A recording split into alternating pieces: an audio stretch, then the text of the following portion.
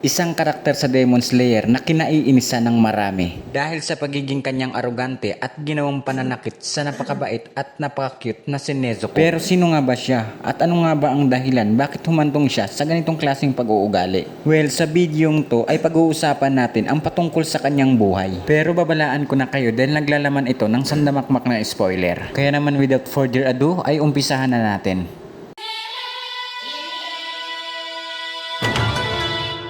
Si Sanemi ay panganay sa 7 magkakapatid kasama na si Genya na kung saan nakatira sila sa bahay ng kanilang mga magulang. Ang kanyang ama ay isang mapang-abusong tao na kung saan lagi nga silang binubugbog pati na ang kanilang nanay hanggang dumating ang araw na namatay na ang kanilang tatay dahil sa ginawang pananaksak ng isang tao na may galit sa kanya. Kaya naman simula noon si Sanemi at ang kanyang kapatid na si Genya ay maagang nagtrabaho para mabuhay ang kanilang pamilya. Pero dumating ang isang gabi na ang kanilang nanay na nagtitinda ng kamote ay hindi na nakagawang makabalik sa kanilang bahay. Kaya naman umalis siya para hanapin ito. Pero dito niya natagpuan na isa na palang demonyo ang kanyang nanay. At hindi niya nga ito nagawang mapigilan kaya naman nakabalik ito sa kanilang bahay. Kaya naman hinabol niya ito at nung makarating na sila sa kanilang bahay ay huli na ang lahat. Dahil nagawa na nitong mapatay ang kanyang 5 kapatid at nang makita niya na papatay na naman ang kanyang nanay ang kapatid niyang si Genya ay dali-dali nga siyang kumuha ng kutsilyo at pinigilan ito kaya naman nahulog sila sa bintana. Naglaban nga sila at dahil may lakas ng isang demonyo ang kanyang nanay ay nagawa siya nitong masugatan sa mukha. Pero may napansin nga siya na special nga ang kanyang dugo dahil nung naamoy nga daw ito ng kanyang nanay ay parang nga daw itong nahihilo. Kaya naman nagkaroon nga daw siya ng pagkakataon na hiwain ito sa lalamunan. At noong nakita niya na handusay na ang kanyang nanay ay dito niya nga napagtanto na napatay niya ang kanyang sariling ina. Sinabi niya na nagawa niya nga daw ito dahil sa kagustuhan niya na iligtas itong si Genya. Pinakita naman itong si Genya na tumatakbo na sa labas ng kanilang bahay para maghanap ng doktor sa pag-aakala na hindi isang demonyo ang sumugod sa kanila kundi isang lobo. At inakala niya rin na hindi papatay ang kanyang mga kapatid. Pero nung makita niya nga na nakahandusay ang kanyang nanay ay nagsimula itong sumigaw at nagpanik at pinagbintangan itong kanyang kuya na si Sanemi na pinatay nga daw nito ang kanilang nanay. Napatulalan na nga lang dyan si Sanemi sa mga nangyari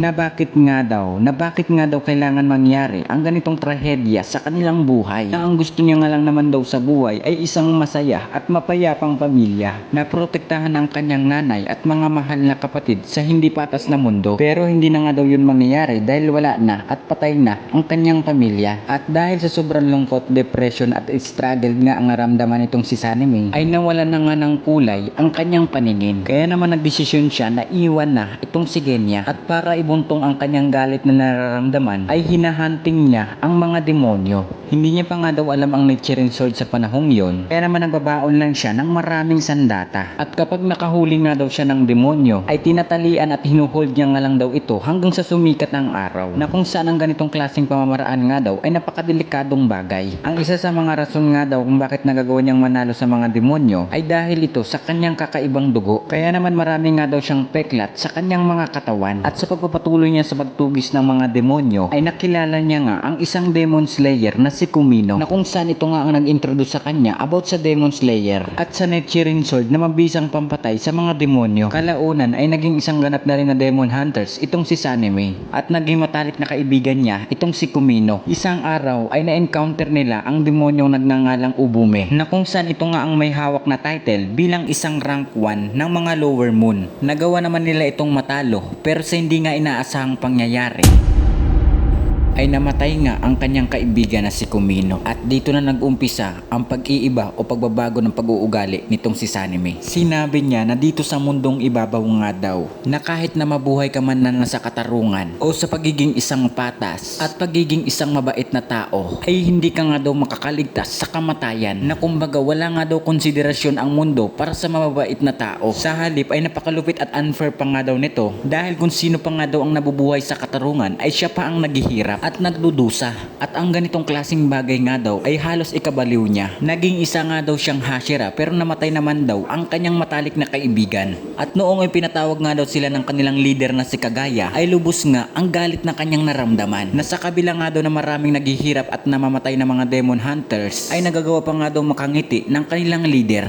At ang ganitong klaseng bagay nga daw ay kinaiinisan niya. Kaya naman hindi niya nga daw ginalang at binastos niya itong si Kagaya, si Tengen, Gyume at Kanae ay na isa ng mga Hashira sa panahong yon ay nainis sa kanya. Pero pinigilan nga daw ito ni Kagaya at hinayaan siya na maglabas ng sama ng loob. Kaya naman daw pinagpatuloy niya ang pamabastos sa kanilang leader. Sinabi niya na kung paano nga ba daw ba naging leader itong si Kagaya dahil para sa kanya ay isa lang itong walang kwentang tao na katawa-tawa. Hindi nga daw ito marunong gumamit ng espada at hinahayaan lang na mamatay itong mga demon hunters na parang disposable phones nga lang daw ang turing niya dito. At ang ganitong klaseng bagay nga daw ay kinasusukan niya. Pero sa kabila nga daw ng pambabastos at pagmumura niya dito kay Kagaya ay hindi niya nga daw inaasahan ang magiging sagot nito. Dahil sa halip nga na magalit nga daw ito sa kanya ay nanghingi pa ito ng tawad. Dagdag pa niya na tinanggap nga daw nito ang kanyang kahinaan dahil sa kanyang sakit. Sinabi pa ni Kagaya na gusto niya nga daw maging katulad nitong si Sanemi dahil isa nga daw itong malakas na swordsman na kung saan napaprotektahan nga daw nito ang mga tao gamit ang kanyang sariling katawan. Pero napaka-imposible nga daw na maging katulad siya ni Sanemi dahil sa kanyang iniindang sakit na kung saan napakahina nga daw ng kanyang katawan. Na kung sa tingin nga ba daw ba ni Sanemi na isa siyang disposable phone ay wala nga rin daw siyang pinagkaiba dahil isa lang naman daw siyang leader ng mga demon hunters na kung saan minamanduhan niya nga daw ang mga to para gumalaw. At kung sakaling mamatay nga daw siya ay wala naman daw magbabago dahil meron na siyang successor. Ginagalang nga lang daw siya ng mga demon hunters dahil ito nga daw ang gusto ng mga to. Pero kung ayaw nga daw ni Sanemi sa kanya ay hindi naman daw nito kailangan na igalang pa siya dahil ang kahilingan niya lang naman daw ay protektahan ni Sanemi ang mga tao laban sa mga demonyo. Dagdag pa neto na siya naman daw talaga ang may kasalanan kung bakit nagalit itong si Sanemi sa kanya dahil pinatawag niya nga daw ito sa isang Hashira meeting na kung saan nasa estado pa ito ng pagluluksa dahil sa pagkamatay ng matalik na kaibigan nito na walang iba kundi si Kumino. Nang dahil nga dyan ay hindi na nga lang nakapagsalita itong si Sanemi dahil habang nagsasalita nga daw itong si Kagaya ay naalala niya ang kanyang nanay na kung saan nag-uumapaw nga daw ang pagmamahal nito para sa kanyang anak at kung paano nga ba daw ba natatandaan nito ang mga pangalan ng mga demon hunters lalong lalo na ang kanyang matalik na kaibigan na walang iba kundi si Kumino. Binigay naman sa kanya ni Kagaya ang will ni Kumino na kung saan sinabi ni Kagaya na tulad nga daw ni Sanemi ay may kapatid nga rin daw itong si Kumino. Kaya naman daw nakikita nito ang sarili niya kay Sanemi. Pero ang nakakalungkot nga daw ay patay na itong kapatid ni Kumino. Kaya naman daw ang gusto ni Kumino ay protektahan itong kapatid ni Sanemi na walang iba kundi si Genya para mabuhay ito ng mapayapa at masaya hanggang sa huli nitong hininga. Nang dahil nga dyan ay napaiyak na nga lang itong si Sanemi dahil sa will ng kanyang matalik na kaibigan.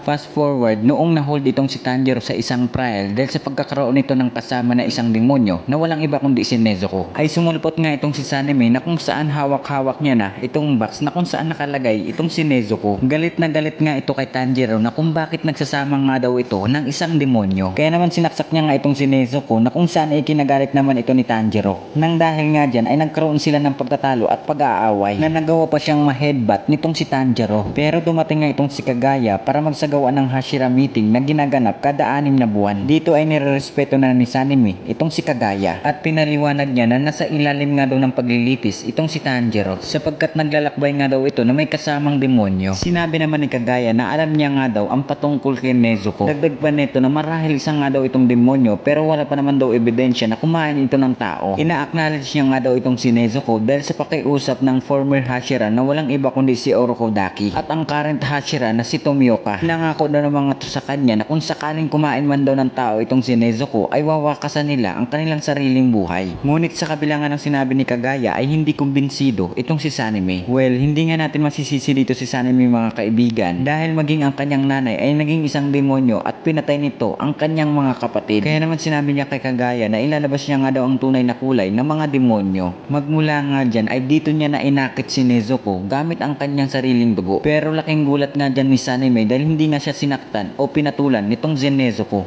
At noong mabalitaan niya na namatay itong si Rengoku sa kamay ni Akaza, ay pinangako niya sa kanyang sarili na uubusin niya ang mga demonyo. Fast forward, noong makasama ni Tanjiro ang kanyang kapatid na walang iba kundi si Genya, na kung saan nilabanan nila ang Upper Moon 4 na walang iba kundi si Hantengo. Dito ay sinabi ni Genya na mahal niya ang kanyang kuya na si Sanemi. Ang dahilan nga daw kung bakit siya sumali sa Demon Hunters ay para mapalapit siya sa kanyang kuya at manghingi ng tawad sa ginawa niyang paninisi dito dahil sa pagpatay ng kanilang nanay. Huli niya na nga lang daw na-realize na naging demonyo nga daw ang kanilang nanay at ito nga daw ang pumatay sa kanilang mga kapatid. Hindi niya nga daw alam kung gaano kasakit o kabigat ang desisyon ng kanyang kuya na patayin ang pinakamamahal nilang nanay. Pero nagalit pa nga daw siya at sinisi niya pa ito sa pagkamatay ng kanilang pinakamamahal na ina without knowing na gusto lang naman daw pala siya iligtas nito sa kamatayan. Kaya simula nga daw nun ay hindi nang umiti ang kanyang kuya at ang gusto gusto niya nga lang daw sana na bago siya mamatay ay makita na nakangiti ang kanyang kuya. Dahil para sa kanya, ang ngiti ng kanyang kuya ay ang pinakamatamis ng ngiti sa tala ng kanyang buhay. Kaya naman after nga nila matalo itong si Hantengo, ay pinuntahan nga ni Genya itong si Sanime para kausapin. Pero sinabi naman dyan ni Sanime na wag nga daw siya kausapin itong si Genya dahil wala naman daw talaga siyang kapatid. Dagdag pa nito na umalis na nga daw ito sa Demon Slayer dahil hindi naman daw ito marunong gumamit ng breathing techniques. Sinabi naman dyan ni Genya na gusto niya nga lang daw manghihin ng tawad sa kanyang kuya. Dagdag pa nito na kahit hindi nga daw siya marunong gumamit ng breathing techniques, ay kumakain nga daw siya ng demonyo para makalaban. At noong narinig nga ito ni Sanime, ay inatake niya nga itong si Genya. Pero inawat nga ito ni Tanjiro at sila nga ang nagsuntukan. Nang dahil dito, si Tanjiro kasama na si Genya ay nagkaroon ng restriction order na bawal sila lumapit kay Sanime. Sa huling Hashira meeting ay sinabi ni Sanime kay Gyoume na dapat nga daw ay may bodyguard na Hashira itong mga Obuyashiki o ang kanilang leader na walang iba kundi si Kagaya. Pero sinabi na nga lang dyan ni Gyoume na baliwala nga daw itong iniisip ni Sanime dahil maging siya ay sinuggest niya na ang ganitong klaseng bagay. Pero hindi nga daw pumapayag ang mga Obuyashiki na magkaroon sila ng mga bodyguards. Kaya naman dumating nga itong kinakatakutan ni Sanime na kung saan namatay na nga itong kanilang leader na walang iba kundi si Kagaya. Dahil sa ginawang pag-suicide nito para lang matalo itong si Muzan. Nang dahil nga dyan ay labis nga ang galit at pag-iyak nitong si Sanime sapagkat sa pangalawang pagkakataon na ang kanyang leader na si Kagaya na tinuring niya ng magulang ay hindi niya nagawang mailigtas sa kamay ng demonyo. Kaya naman mabilis niya nga lang pinagpapatay ang mga demonyo sa Infinity Castle na kasing lakas na mga Lower Moon. Sa kabilang banda naman na ang kanyang kapatid na si Genya ay finifigure out kung paano niya tutulungan itong si Tokito sa kamay ng Upper Moon One na walang iba kundi si Kokushibo. Pero sa kasamang palad nga ay nagawa nga siya nitong mahuli at pinagchachap-chap ang kanyang katawan. Alam ni Genya na malapit na ang kanyang katapusan. Kaya naman naalala niya itong sinabi ni Tanjiro sa kanya patungkol sa kanyang kuya na walang iba kundi si Sanime. Sinabi ni Tanjiro sa kanya na alam nga daw nito na kapatid ni Genya itong si Sanime. Dagdag pa niya na nagagalit nga lang daw itong si Sanime kay Genya dahil sa pagsali nito sa Demon Slayer.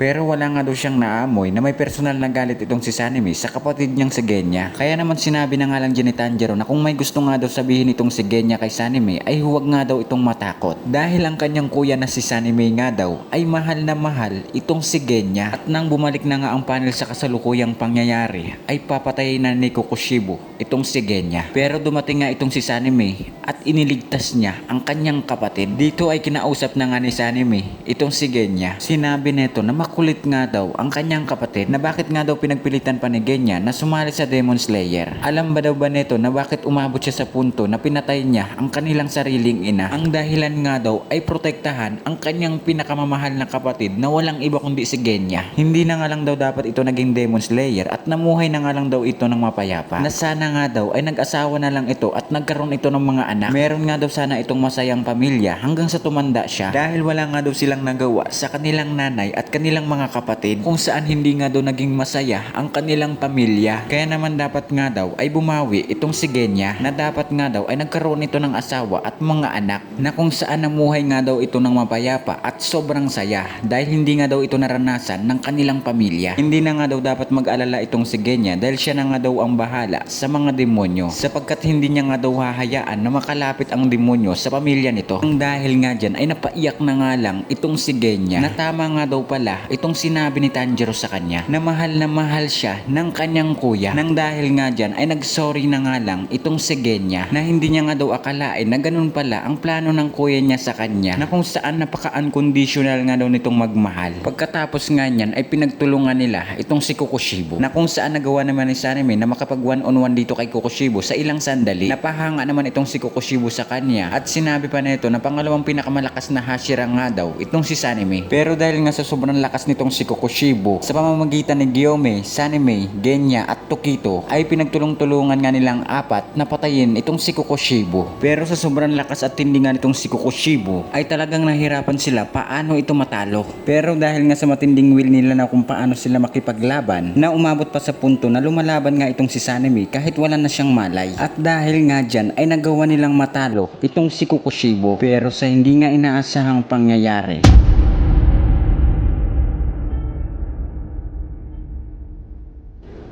ay namatay nga itong si Tokito at Genya. Nang dahil nga dyan ay humagulhol ng iyak itong si Sanemi na halos hindi nga siya makapaniwala na patay na ang kanyang pinakamamahal na kapatid, na bakit nga daw, na bakit ang mga mahal niya sa buhay ay namamatay. Grabe mga kaibigan, na halos maiyak nga ako dito dahil sobrang tindi ng pinagdaanan nitong si Sanemi, na sa kabila ng kanyang matinding pagsisika ay puro kalbaryo at lungkot nga ang kanyang dinanas, na halos wala man lang siyang nailigtas na pinakaimportanteng mahal niya sa buhay. Ganyan katindi at kalungkot ang pinagdaanan ng ating bida ngayon, na walang iba kundi si Sanemi Shinosugawa. Pero sinabi ni Gyomi sa kanya na kailangan pa nga daw nila magpatuloy dahil tatalulin pa nila itong si Muzan. Kaya naman kahit masakit para kay Sanemi mga kaibigan, ay kailangan niya nga magpatuloy para maipaghiganti ang mga mahal niya sa buhay. At dito ko na nga tatapusin ang napakalungkot na kwento patungkol sa mga Shinosugawa. At kung gusto niyo manood ng mga ganitong klaseng content ay bisitahin lang ang ating YouTube channel. Kung hindi ka pa nakasubscribe ay